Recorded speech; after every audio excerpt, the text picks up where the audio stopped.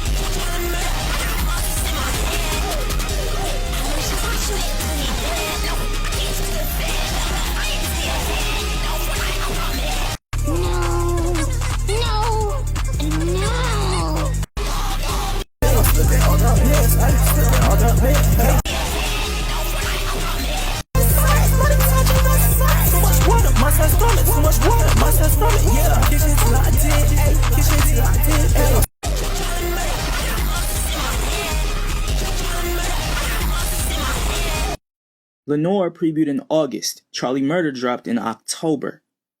Now, even if you think I'm tripping on the Lenore and the Charlie Murder thing, there was an exchange, or rather a lack of one, that speaks volumes about what type of person Bleoud or Amari or whatever the fuck bro got going on. Like, I DM'd this nigga trying to see if I was tweaking. Like, I was like, maybe I'm tweaking. Maybe I'm bugging. Maybe we're just very similar minded. Maybe I'm seeing something that's not there and flipping out on dude for no reason. So I texted him trying to see, yo, am I misreading it? Am I jumping to conclusions?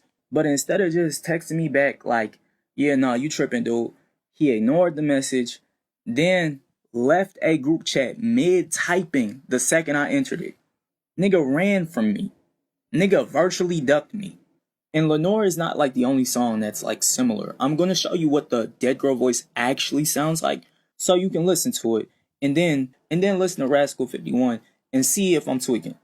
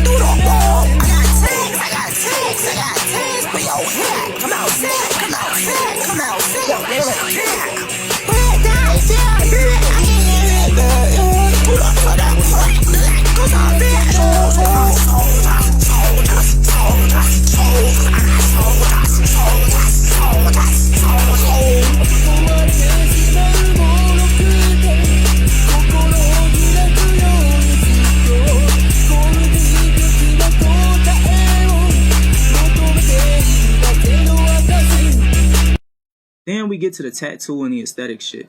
At the end of the day, the aesthetic is whatever. When it comes to people talking about like, fucking Che and Bleoud clone each other, I don't give a fuck about none of that. Che is not like in this. I don't think that nigga's a clone of anyone except Cardi.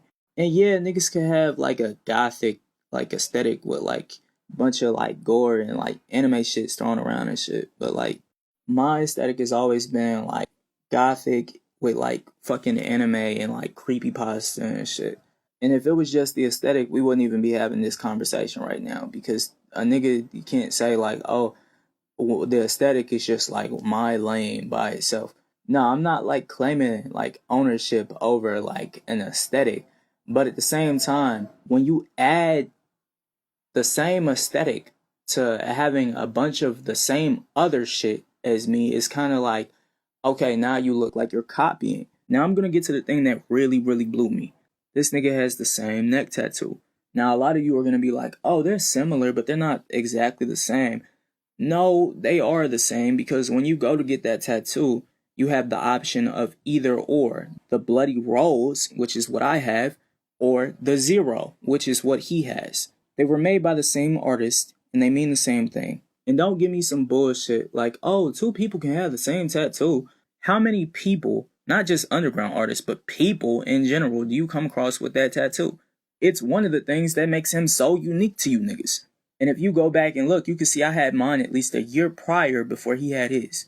Again, one of these things by themselves would have been whatever. I probably could have just like excused it, been like, oh yeah, that's similar. That's kind of cool.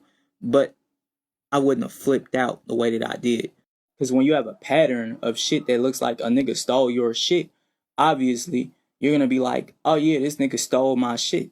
And it's not like I ain't tried to hit this nigga about this shit, bro. I tried to hit this nigga civilly not once, but multiple times, bro. I hit him on his alternate accounts, bro. So at this point, if he see this shit, you ain't got to say shit to me, bro. Like, it's that.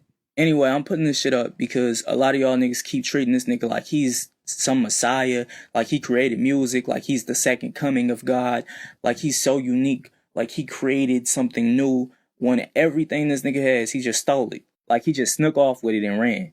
Anyway, that's my explanation. Boycott this nigga. Get him going.